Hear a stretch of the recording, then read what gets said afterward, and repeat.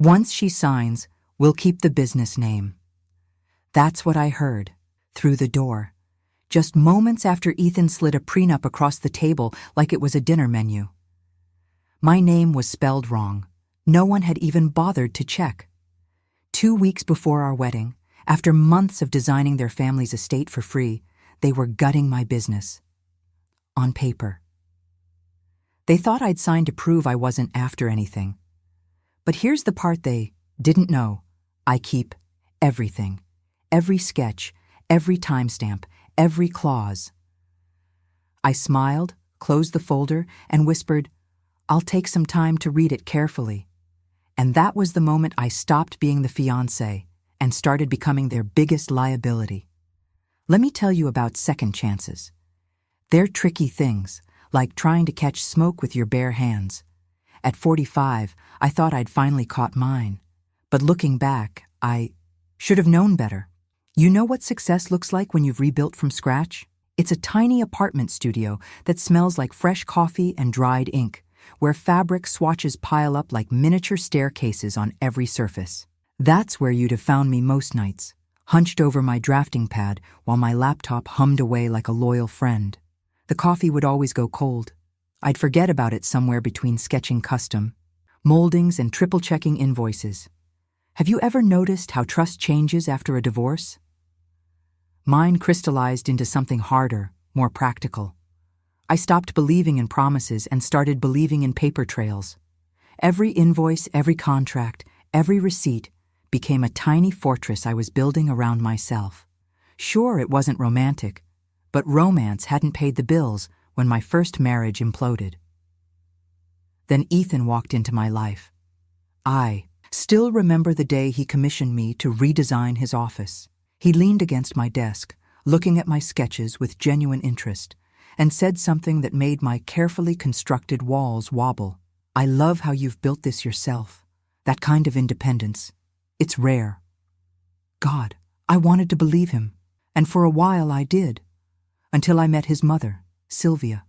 Picture one of those society women who wear their wealth like armor. That was Sylvia sitting across from me at that first family dinner, her smile as precise as a surgeon's incision. The way she looked at me, it was like she was measuring me for a dress she'd never let me wear. "So, Tara," she'd say, swirling her wine glass like she was stirring up trouble, "tell me again about your business model." Or, "Fascinating how you managed after your divorce." Each question landed like a little test I hadn't studied for. The money questions were the worst. They came wrapped in concern, delivered with a head tilt that never quite reached her eyes. "Real estate can be so volatile," she'd muse, watching me over the rim of her glass. "How do you manage risk in your sector?" And my personal favorite, "What attracted you to interior design and to Ethan?" The way she linked those two thoughts, subtle as a sledgehammer. But here's something Sylvia never understood about me. I learned to speak 2 languages fluently after my divorce. There was the warm, professional one I used with clients, full of vision and possibility. Then there was the other one, the language of fine print and binding clauses. Love might build castles in the air, but I knew exactly how to fireproof them with paperwork. During those dinners, I'd smile back at Sylvia, matching her politeness degree for degree. I'd answer her questions about my motives with the patience of someone who knew that dignity wasn't just about what you said, it was about what you held in reserve. Because while Sylvia was busy looking for gold digger warning signs, she missed something crucial. I understood contracts better than I understood romance. I could read between the lines of a legal document faster than I could decode a man's intentions. And I kept those skills tucked away, like an ace up my sleeve, hoping I'd never need them. You see, when you've rebuilt your life from the ground up, you learn to spot the difference between real foundation stones and pretty facades. I wanted love, yes, but I wasn't willing to trade my dignity for it. Every time Sylvia launched another polite interrogation, I'd think about my filing cabinet back home, filled with proof of every design I'd ever created, every client payment, every business milestone. Some people collect love letters. I collected paper trails, and thank God I did, because I had no idea how soon I'd need them. You know what's funny about hope? It makes you rearrange your whole life without even noticing. There I was, color-coding wedding timelines like they were design projects, treating each milestone like another room to perfect. My engagement ring caught the laptop's glow while I worked late, a little sparkle of promise next to paint swatches and fabric samples. Have you ever noticed how your hands remember things your heart tries to forget? Mine still knew the ache of those first years after my divorce, when I was rebuilding my business from scratch. Every night, I'd sit at my tiny IKEA desk until my fingers cramped around the stylus, sketching until the sun came up. The coffee went cold, but pride kept me warm. Well, most nights anyway. Ethan was different, or so I thought. He'd lean against my drafting table, tie loosened after work, actually listening when I explained why crown molding mattered in a Victorian renovation. "You've built something real here, Tara," he'd say. And I'd feel my shoulders relax for the first time in years. His words felt like permission to believe in second chances. But Sylvia, his mother, she was a master of the elegant correction. "Oh, darling," she'd say, eyebrows lifted, just enough to suggest concern. "Are you sure about that vendor? The Hendersons had such trouble with them." Every wedding choice I made seemed to undergo her quiet inspection. The flowers were too bold, the venue too modern, the menu too adventurous. I started double-checking every decision, measuring myself against some invisible standard I couldn't quite see. I kept the vineyard proposal close, like a talisman. The way the string lights had turned the grapevines into curtains of gold, how steady Ethan's voice had been when he dropped to one knee. "You're exactly what I've been looking for," he'd said.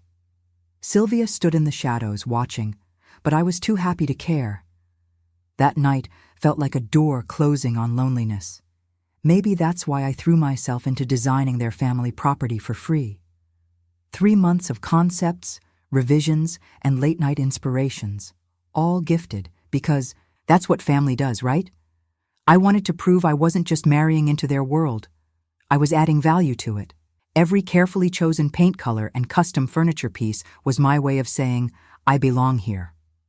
2 weeks before the wedding, Ethan called. "We need one more meeting," he said, and something in his tone made my coffee cup pause halfway to my lips. There was a rehearsed quality to it, like when clients practice how they'll tell you they're going with another designer. The next morning, we sat at his dining table, the one I'd helped him choose, ironically enough. He wouldn't quite meet my eyes as he slid a thick document across the polished wood. The paper made that soft, shuffling sound that important papers do when they're about to change your life. "It's just a formality," he said, his voice too smooth, too practiced.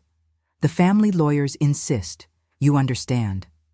I stared at the word prenuptial in bold letters, and the room did that thing where it starts spinning, but you're sitting perfectly still. My name was right there on the first page, spelled wrong, which should have been my first clue that no one had bothered to look too closely at who I actually was. "They just need some reassurance," Ethan continued, sliding a pen toward me. "To know you're not—" He paused, choosing his words like he was selecting a tie. "After anything." After anything? I'd been pouring my heart, my talent, and my time into becoming part of this family. I'd offered my creativity as a gift, treated their home like my canvas. And now, with 2 weeks until I do, they needed reassurance about my motives? The pen waited on the table between us, sleek and heavy with expectation. Ethan's signet ring caught the morning light as his fingers drummed quietly on the wood. Somewhere in the house, a clock ticked away seconds that suddenly felt very expensive. I stared at the thick document in front of me, my fingers running along pages that felt more like sandpaper than paper. The prenup was bound in a leather folder that probably cost more than my first month's rent after the divorce. Funny how expensive things can make you feel cheap. "Take your time," Ethan said, his voice carrying that familiar smoothness that used to make me feel safe. Now it just made my coffee go cold in my stomach. Opening to the first page, I noticed it immediately. They'd spelled my name Tara instead of Tara. You'd think a family's legal team could at least get that right. But maybe that was the point. I wasn't important enough to double-check. As I flipped through the pages, each clause hit like a little paper cut. No claims to property, no rights to business assets, no access to family holdings. The message was clear as crystal. I was a risk to be managed, not a partner to be trusted. Your family's lawyers drew this up? I asked, keeping my voice steady even though my hands wanted to shake. Just standard protection, Ethan replied, leaning back in his chair. Mom's team handled it. You understand, right? They just need some reassurance. I looked up at him then. Reassurance that I'm not after anything. He had the grace to wince, but not enough to take it back. Come on, Tara. It's just business. Just business. Like the hundreds of hours I'd poured into designing their new property. The late nights, sketching custom features, the weekends spent hunting down unique pieces, the countless revisions to match Sylvia's ever-changing vision. All that work, done for free because I thought I was investing in family, not filling out a job application. You know that moment when you realize you've been reading a story wrong from the start? When all those little things that didn't quite fit suddenly make perfect sense? That's how it felt, sitting there with that prenup between us like a wall. I should probably read through this carefully, I said, closing the folder. My voice came out surprisingly normal, considering how hollow my chest felt. Maybe have my lawyer look it over? Of course, Ethan said, relief flooding his face. He probably thought I was being reasonable. Really, I just needed to escape before the crack in my heart showed on my face. I made some excuse about a client call and left early. But in the hallway, I heard Sylvia's laugh drifting down from her study. That precise, practiced sound that always reminded me of crystal glasses clinking too hard. I don't know why I stopped. Maybe some part of me needed confirmation of what I already knew. Through the half-open door, Sylvia's voice carried clearly. Once she signs, we'll keep the business name. 5 words. That's all it took to freeze the air in my lungs. All those design plans I'd shared, the client lists I'd mentioned over family dinners, the business strategies I'd discussed, thinking I was bonding with my future mother-in-law. They hadn't been gathering dust. They'd been gathering ammunition. I stood there, one hand pressed against the cool wall, while my other clutched the prenup folder tight enough to leave creases. The same fingers that had once traced Ethan's proposal ring now dug into leather that felt like a contract for my own surrender. Everything clicked into place. Why Sylvia had insisted I work on their property first.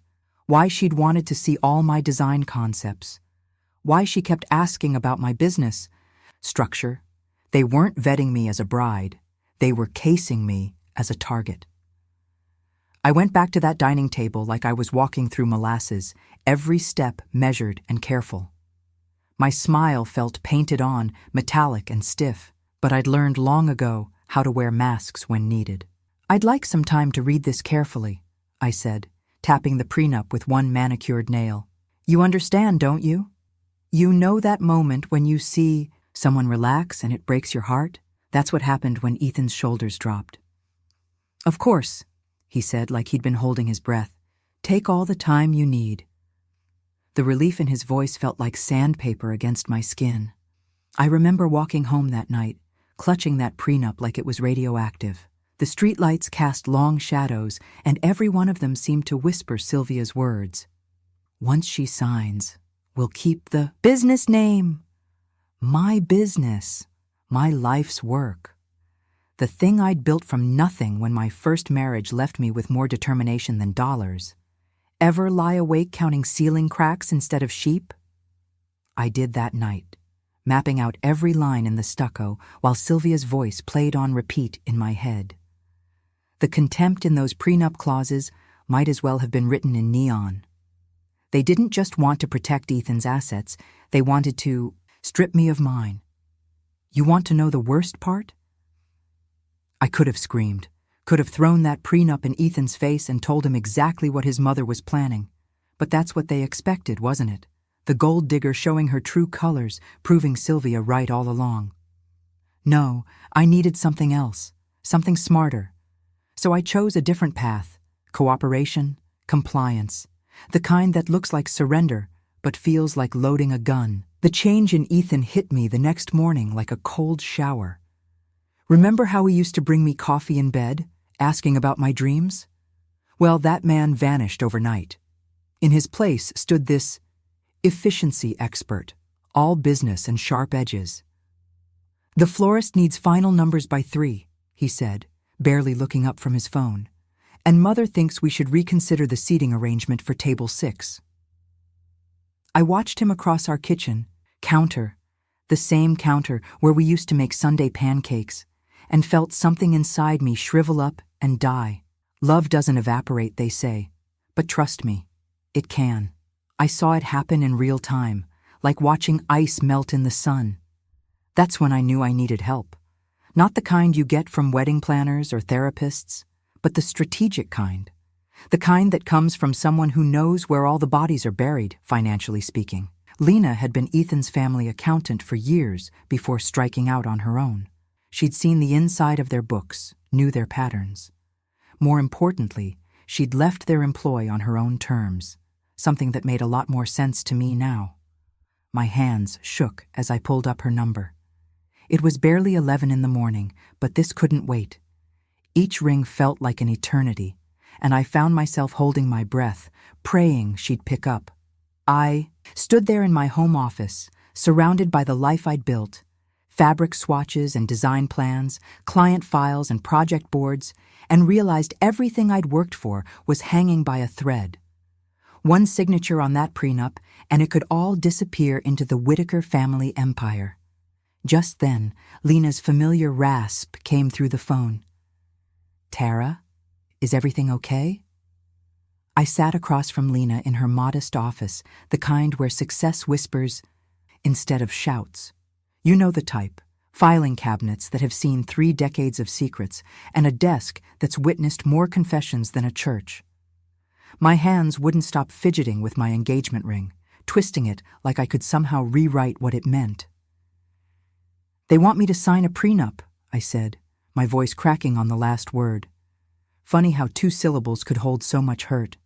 2 weeks before the wedding. Lena didn't move, didn't even blink. She just sat there, her reading glasses perched on her nose, hands folded on her desk. Have you ever seen someone so still that their silence feels like a warning? That's how she looked, and my stomach dropped before she even opened her mouth. "When did you last check your business registrations?" she asked finally. The question threw me. What does that have to do with... "Humor me, Tara," I thought back. "Maybe 3 months ago? I've been busy with the wedding, and designing the Whitaker family's new property," she finished, reaching for a folder I hadn't noticed before. "For free." My throat went dry. "How did you know about that?" "Because I still have friends in their accounting department." She opened the folder, and I caught glimpses of official-looking papers. "And because 2 months ago they registered a new company, Sterling Design Solutions." She slid a document across to me. "Look who owns it." There it was in black and white, Ethan's name. But what made my hands shake were the attached files. My sketches, my designs, my entire portfolio, all filed under this new company's banner. "I don't understand," I whispered, but that was a lie. I was starting to understand too well. "They're building a paper trail," Lena explained, her raspy voice gentle but firm. "Every design you've done for their property is being backdated and registered through this shell company. Once you sign that prenup," she tapped each document like she was counting down to a detonation, "they'll own everything you've created, past and future." The floor seemed to tilt beneath me. You know that moment when you realize you've been playing chess while everyone else was playing poker?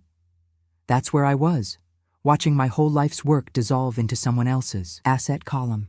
I pictured my logo, the one I'd sketched on napkins during midnight coffee runs in my first apartment, stamped on their letterhead. My designs, my vision, my independence, all of it transformed into Whitaker family property with the stroke of a pen. "But I have proof," I protested weakly. "Emails, original sketches. Against their team of lawyers?" Lena shook her head. "They'll bury you in paperwork until your clients can't tell. Original from copy. And by then, She gestured at the prenup I'd brought with me. "You'll have signed away any right to contest it." The nausea hit me like a wave. This wasn't just about protecting their money. It was about taking mine.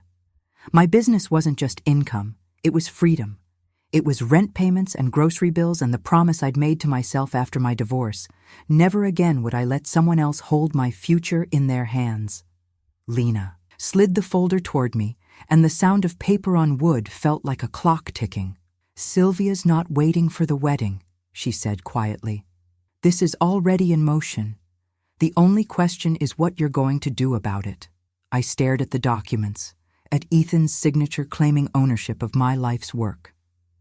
My engagement ring caught the office light, no longer a promise, but a warning I'd been too in love to read. I spent 3 days in bed, watching sunlight crawl across my ceiling like it was mocking my collapse. You know that hollow feeling when betrayal sits in your gut? That's where I lived, barely moving except to use the bathroom or grab water I couldn't taste. My phone buzzed with wedding details I couldn't face. Venue confirmations, florist questions, all those cheerful exclamation points that felt like tiny daggers now. My apartment had never felt smaller. The walls seemed to inch closer every hour, crowding me with reminders of everything I'd built alone. Fabric swatches still hung on my inspiration wall, client sketches scattered across my drafting table. All of it suddenly felt like evidence of my own naivety. I kept touching the bare spot on my finger where Ethan's ring had been, wondering how something so light could leave such a heavy mark. "Just a formality," he'd said, his voice gentle as poison. The memory of his tone played on repeat, mixing with Sylvia's calculated certainty until I couldn't tell which cut deeper. Had she been planning this from our first dinner? While I was designing their property for free, thinking I was proving my worth, were they already drafting papers to steal my work? You'd think at 45 I'd know better than to believe a ring meant safety. Hell, my first marriage should have taught me that lesson.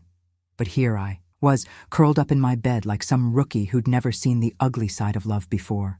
Lena kept sending messages, first concerned, then increasingly urgent. My hands shook too hard to type proper responses. Every time I tried to read the details about their shell company, my throat closed up. This wasn't just about a broken heart. This was about my livelihood, my independence.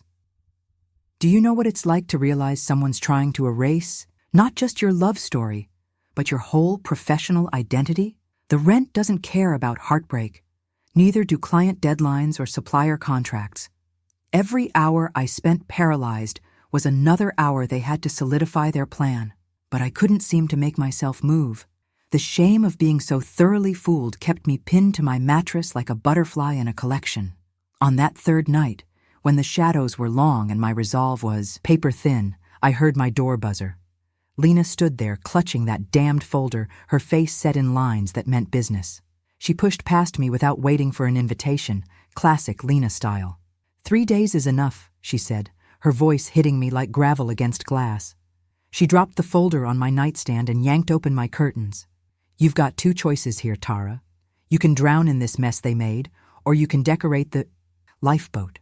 Something in her words, in that absurd image of me arranging throw pillows on a rescue boat, cracked through my fog. I finally sat up, really looking at her for the first time since she'd arrived. She was right. Staying down meant handing Sylvia exactly what she wanted.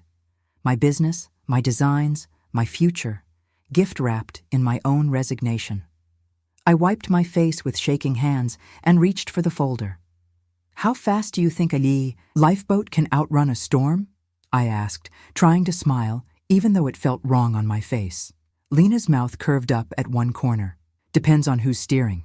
The next morning hit me like a hangover, but this time I had Lena's folder instead of regrets to keep me company. You know that moment when you realize you've been playing checkers while someone else was plotting chess? That was me, staring at those papers spread across my kitchen table. "See this?" Lena's finger landed on a document date that made my coffee turn bitter. "They registered the shell company 3 days after you started the family property designs." She talked me through it like she was teaching a child to read, and honestly, I needed that patience right then. I hadn't just been naive, I'd been perfectly predictable. They expected me to hand over everything without checking, didn't they? Lena's laugh could have stripped paint. Honey, they counted on it. Rich families like theirs, they see kindness as weakness and trust as an opening. She shuffled through more papers, each one a fresh paper cut to my pride. The morning light caught my engagement ring, still sitting next to my laptop where I'd left it. Funny how something so sparkly could cast such an ugly shadow now. So, what's our play? I asked, trying to sound stronger than I felt. Have you ever had to force yourself to think clearly when your whole world's sideways? It's like trying to do math during an earthquake. Lena leaned back, her reading glasses dangling from their chain. You're going to give them exactly what they want, right up until you don't. She pulled out a legal pad. First, we write to Sylvia. Sweet as pie, but smart as hell. I sat at my computer, fingers hovering over the keys. Each word had to be perfect, submissive, enough to lower their guard, but clear enough to buy time. Dear Sylvia, I typed, then deleted it. Too personal. Mrs. Harrison. Better. Regarding our discussion about the prenuptial agreement, I continued, I appreciate your family's diligence in protecting their interests. The words tasted like vinegar, but I kept typing. I would be happy to sign after the final revisions are complete. Lena read over my shoulder, nodding slowly. Good. Now add something about being thorough. Make it sound like you're trying to impress them. I added, as someone who values attention to detail in my own business, I understand the importance of getting these documents exactly right. That last bit was a little dig they wouldn't even notice, except maybe Lena, who smiled like she'd caught it. Copy Ethan, Lena reminded me. Keep him in the loop. Makes it look more legitimate. My cursor hovered over his email address. Just typing those familiar letters made my chest tight. But this wasn't about feelings anymore. This was about survival. I added his address to the CC line. Now read it back, Lena instructed. Out loud. If your voice shakes, the words aren't right yet. I stood in front of my bathroom mirror, practicing the words like they were wedding vows. Isn't it strange how we rehearse our own deceptions? Each time I read it, I deleted anything that sounded too hurt or angry. Sylvia would be looking for weakness. I couldn't afford to show any. Finally, when I could read it without my voice cracking, I hit send. The swoosh sound of the email leaving my outbox felt like jumping off a cliff. Now what? I asked Lena, watching my inbox like it might explode. She gathered her things, moving with the calm of someone who'd seen worse wars than this. Now we wait, but not for long. Sylvia's type always responds quickly when they think they're winning. I walked Lena to the door, my apartment suddenly feeling too quiet, too empty. What if she suspects something? She won't, Lena assured me, because right now she's probably sitting in her designer kitchen, sipping her morning tea, thinking about how she's finally broken you. Let her think that. She squeezed my arm. Remember, sometimes you have to lose a battle to win the war. As the door closed behind her, I turned back to my laptop. The sent email sat there in my outbox, looking harmless as a love note. But underneath my fear, I felt something else taking root, something that felt dangerously close to hope. The minutes crawled by as I waited for Sylvia's response. Each ding from my phone made my heart jump. That's the thing about revenge, isn't it? The planning is almost worse than the pain that caused it. I've never seen my dining room look so much like a war room. We'd cleared every inch of space, pushing aside fabric samples and wedding magazines to make room for what really mattered now. The paper trail that would save my life's work. Look at this, Lena said, tapping a receipt from 6 months ago. Every consultation, every sketch, every late-night revision, it's all here, with your signature. Her raspy voice had the quiet satisfaction of someone who'd spent decades teaching others how to protect themselves. You know those moments when your whole world shrinks down to the smallest details? That's what it felt like. Hunched over my drafting table with Lena, examining every scrap of evidence like archaeologists piecing together a civilization. Each design sketch felt precious now, dated and initialed in my familiar scrawl. Hard to believe I'd once thought love meant not having to keep receipts. Their shell company registration was sloppy, Lena muttered, shuffling through her stack of documents. They rushed it, probably thinking you'd never check. She glanced up at me with those sharp eyes that had seen too many similar schemes. That's going to cost them.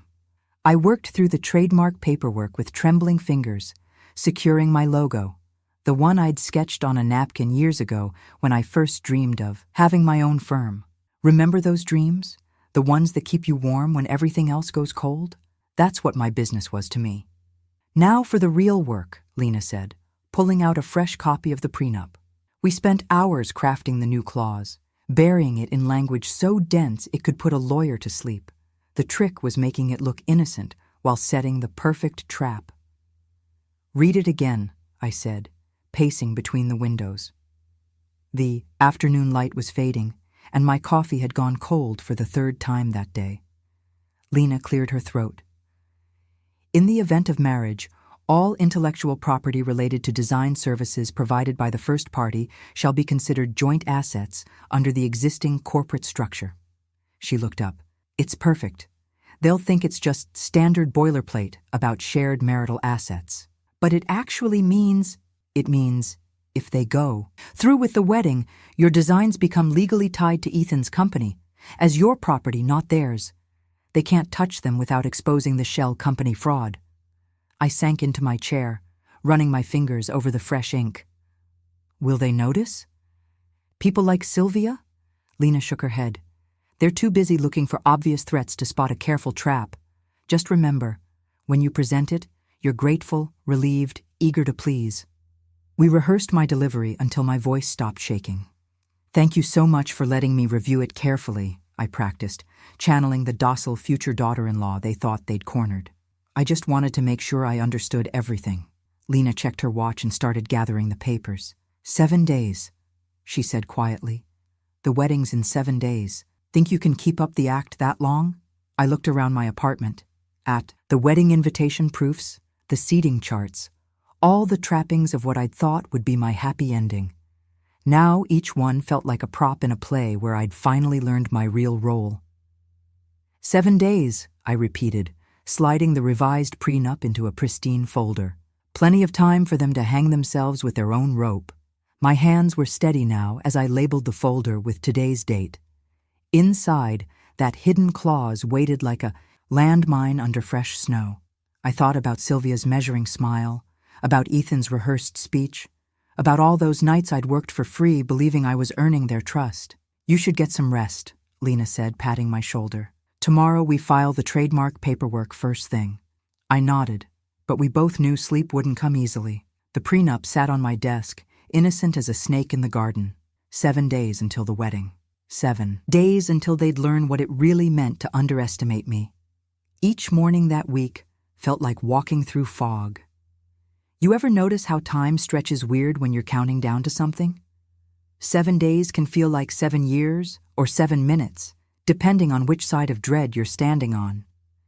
I kept up appearances at the office, meeting clients with a smile that belonged in a museum of fake things. Between appointments, I'd duck into the bathroom and practice my lines in the mirror until they sounded natural. I'm so grateful you gave me time to review everything carefully. Pause. Smile. It means a lot to know we're all on the same page now. Ethan called exactly twice that week, both times about wedding logistics, never about us. His voice had this new efficiency to it, like he was ordering coffee instead of planning our future. You know what hurts worse than anger? That kind of calculated distance. Made me wonder if I'd imagined every warm moment we'd shared, if his charm had just been another business transaction all along. Guest lists are finalized, he'd say, or the florist needs confirmation on the centerpieces. Nothing about how I was feeling, nothing about why his mother needed to gut my business before letting me into the family. Just tasks and deadlines, like I was another vendor to be managed. Sylvia, though, she was something else. Floating through pre-wedding events with this satisfied little smile, like a cat who'd already swallowed the canary and was just waiting for everyone else to notice the feathers. She'd touch my arm, ask about final dress fittings, play the perfect mother-in-law to be. Every time she did, I felt my skin crawl under my sleeves.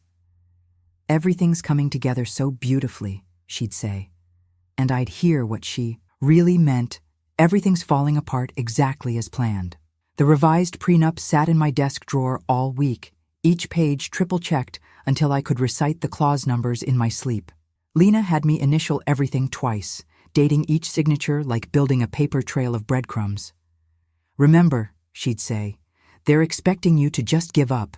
That's their weakness." But here's the thing about playing weak when you're actually terrified. Sometimes the act feels too real. Wednesday night, I sat on my bathroom floor for an hour, engagement ring in my palm, wondering if I was crazy to think I could outmaneuver people who destroyed businesses for breakfast. The diamond caught the light and threw it back at me, accusing.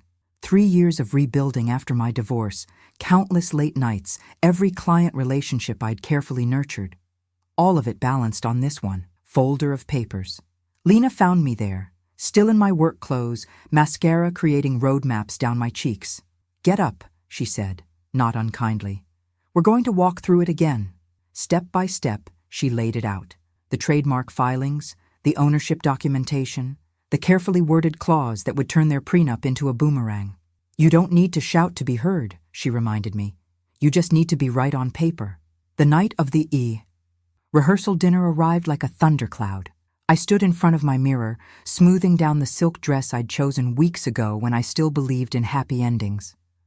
The folder felt heavy under my arm, like it was made of lead instead of paper. My engagement ring caught the light again, but this time it looked less like an accusation and more like armor.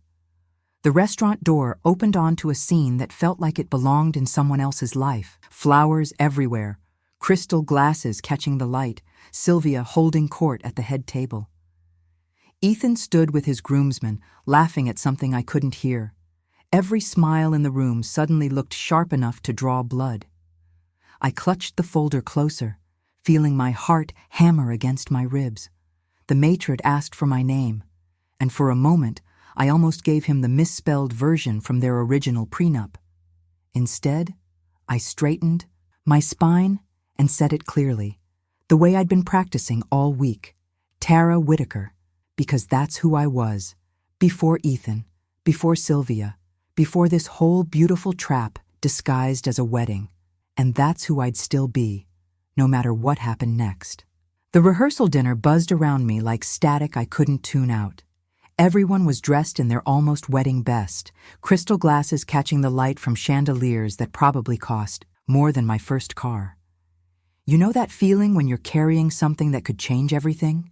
That's how that folder felt under my arm, like it was burning straight through my silk blazer. Sylvia worked the room like she was auditioning for Host of the Year, but I caught how her eyes kept sweeping back to me. Checking. Always checking. She'd positioned herself at the head of the table, of course, holding court while the waiters glided past with plates that probably cost more than my monthly rent. "Another wonderful choice of venue, Mother," Ethan said, and I watched him beam at her like he was still 12 years old, seeking approval. The same smile he'd worn when he'd first handed me that original prenup. I let the conversations wash over me, nodding at all the right moments, laughing at stories I'd already heard 3 times before. My hands stayed steady as I reached for my water glass. But inside, my heart was doing gymnastics. You ever try to look calm while your whole future's balanced on one moment?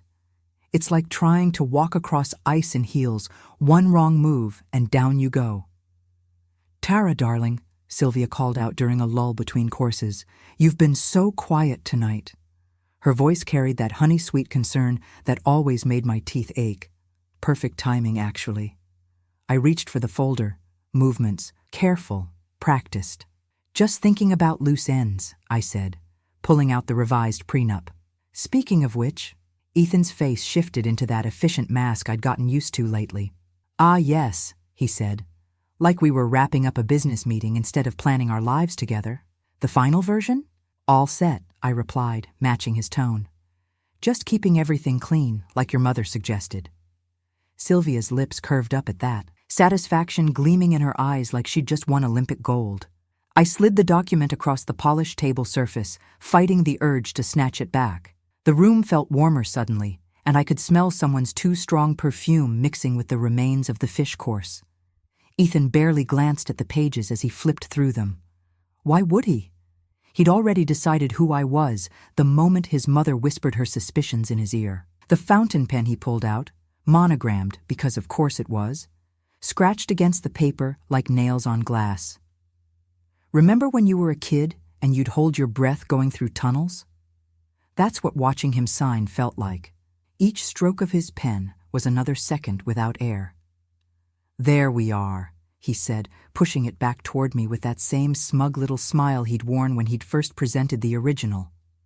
Like he'd just done me some kind of favor. Sylvia raised her wine glass, the ruby liquid catching the light.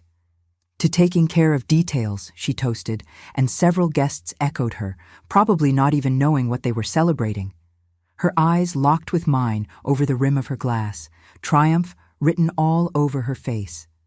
I lifted my own glass, kept my hand steady, my smile fixed.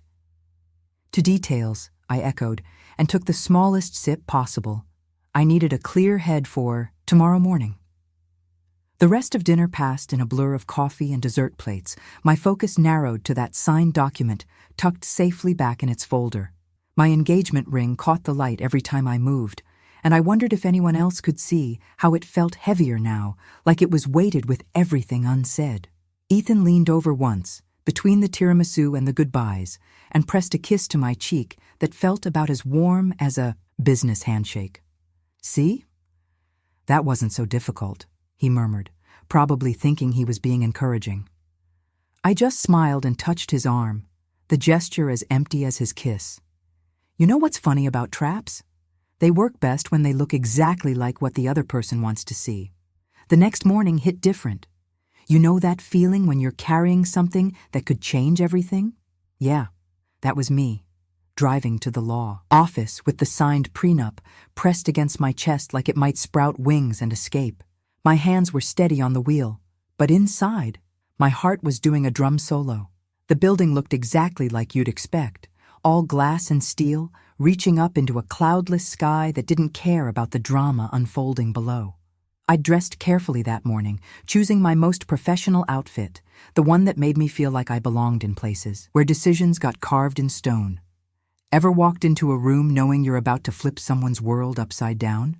The air conditioning hit me first, then that distinct law office smell, leather chairs and expensive paper. My heels clicked against marble floors, each step echoing with purpose. I'd rehearsed this moment with Lena until I could do it in my sleep. "I'm here to register this prenuptial agreement," I told the clerk, my voice surprisingly steady. She barely looked up, probably filed these things all day long. Funny how the biggest moments of our lives can look like paperwork to someone else, isn't it? The clerk's stamp came down with mechanical precision. Thump, thump, thump. Each one felt like another nail in Sylvia's coffin, though the clerk's face showed about as much emotion as a parking meter. My phone buzzed. Lena, right on schedule. "You're doing fine," she murmured in my ear, just like we practiced, one page at a time. I needed that voice just then. Because let me tell you, standing there watching official stamps mark up that prenup, knowing what was hidden in those carefully worded clauses, it felt like being the only person who knew a bomb was about to go off. Initial here. And here. The clerk's monotone voice guided me through it. I signed where indicated, my signature looking bolder than I felt. The fluorescent lights hummed overhead, and somewhere down the hall, a phone rang unanswered. You know those moments in movies where time seems to slow down? That's what it felt like when the clerk handed me the final, stamped copy. "You'll want to keep this somewhere safe," she said, already turning to her next task. Back in my car, I sat there holding the document, feeling its weight, not just the paper, but what it meant. My hands started shaking then, the delayed reaction hitting hard. I'd done it. Actually done it.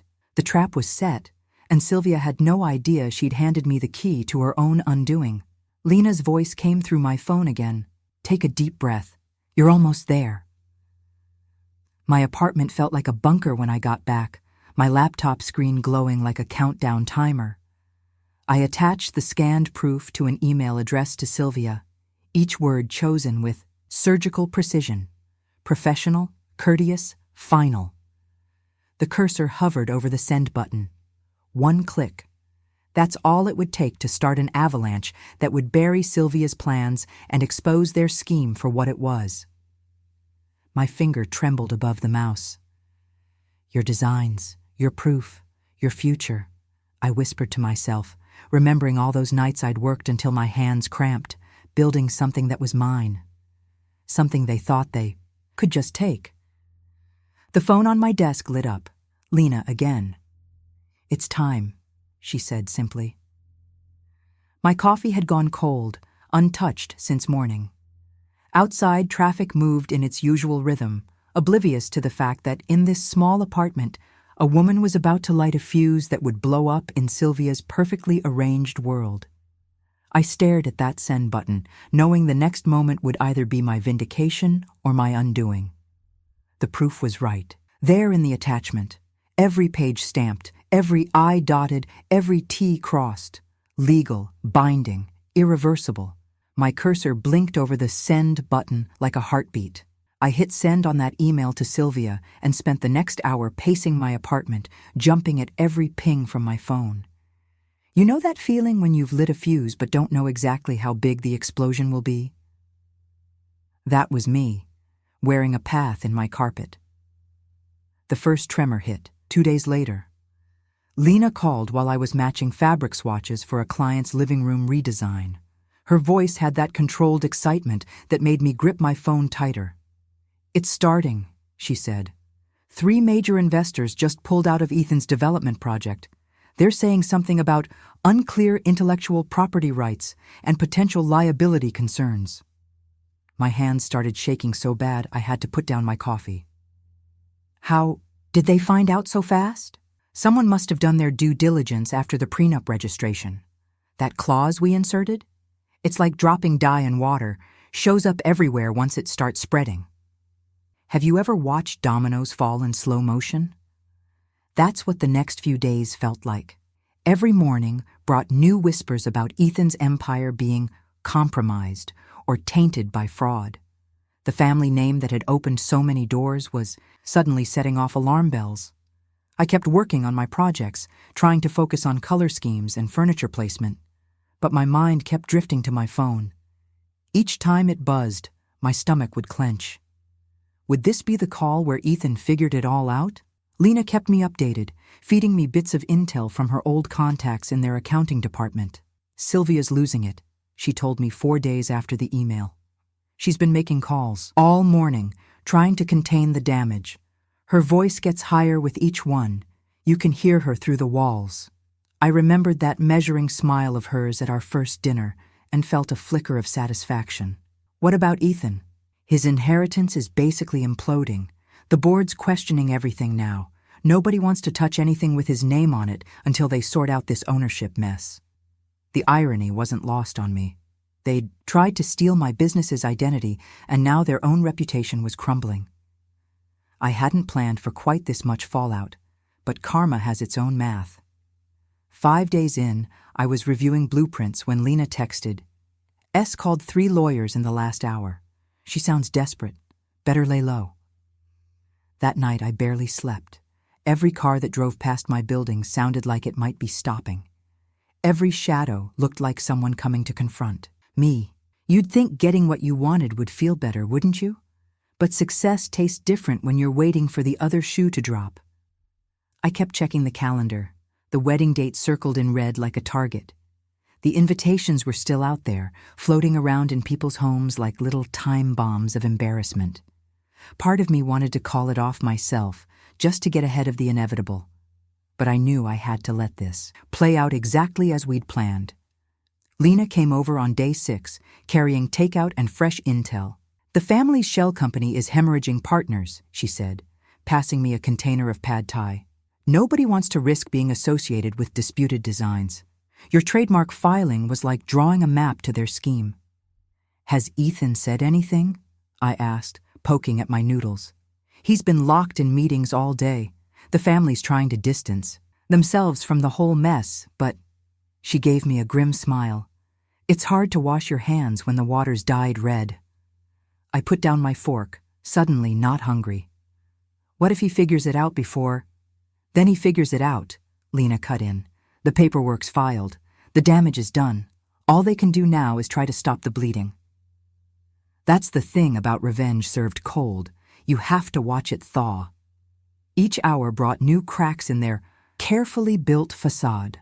I'd wanted justice, not destruction, but sometimes they look the same from the outside. I sat at my drafting table that night, hands steady for the first time in days, and wondered if Sylvia still thought I was just another gold digger she could dismiss with a prenup. After the lawyers finished their work, I watched Ethan's world crumble from a safe distance. You know how sometimes karma moves so slow, you think it's sleeping? Not this time. The dominoes fell fast and clean, like someone had lined them up just waiting for that first push. Legal papers have a way of spreading news without raising their voice. Within a week, 3 major investors pulled out of Ethan's development projects. By week 2, the family's real estate empire started showing cracks that money couldn't patch. You see, once people smell fraud, they don't stick around to watch the show. They run for the exits and take their checkbooks with them. I remember sitting in Lena's office, watching her scroll through the damage reports. "Your clause did more than protect you," she said, that raspy voice of hers carrying a hint of satisfaction. "It exposed every shortcut they've been taking." My hands were steady as I sipped my coffee, thinking how Sylvia's perfect plan had backfired in the most spectacular way. The business circles can be brutal when they turn on you. Ever seen piranha strip a reputation? That's what happened to Ethan. First came the whispers, then the canceled meetings, and finally the cold shoulders at every industry event. His inheritance, that golden ticket he'd been so proud of, melted away as family members scrambled to distance themselves from the mess. Sylvia? Let me tell you about Karma's special delivery to her doorstep. Remember those society friends she was so desperate to impress? They got front row seats to her humiliation. Every time she tried to explain away the fraud allegations, she just dug herself deeper. Those measuring smiles she used to give me? They were aimed right back at her now. But here's the thing about revenge. It's like strong medicine. Take too much, and it becomes poison. So I chose something better than confrontation. You want to know what real power feels like? It's walking away when you could stay and watch them burn. I redirected all that energy into rebuilding my business, but this time I did it right. My name went on everything. Contracts, designs, trademarks. Every single piece of paper had my signature, clear as day. No more free work, no more verbal agreements, no more trusting that love would protect my interests. That vineyard where Ethan proposed? I drive past it sometimes. Used to make my chest tight, but now it just reminds me to read the fine print. Funny how a place that once held so much promise became my best business lesson instead. Last week, I opened the doors to my new studio. The paint was still fresh, this soft gray I'd picked that changes with the light. My drafting table stood by the window, and I'd arranged my materials just so, pencils sharp, rulers aligned, fresh blueprints waiting. The morning sun hit the eyed glass and scattered across my work surface like nature's spotlight. Standing there, watching that light play across my plans, I felt my spine straighten for the first time in weeks. No more hunching under other people's expectations or bending to fit someone else's frame. You know that feeling when you finally set down a heavy weight you didn't even realize you were carrying? That's what it was like. I ran my fingers across the embossed logo on my business cards, my name, my design, my future. The irony wasn't lost on me that Sylvia's attempt to steal my business name had only made it stronger, more undeniably mine. Looking out at the city skyline through my studio windows, I whispered something I wish I'd known years ago. Never confuse love with ownership. The words hung in the air like a promise to myself, and this time I had the paperwork to back it up.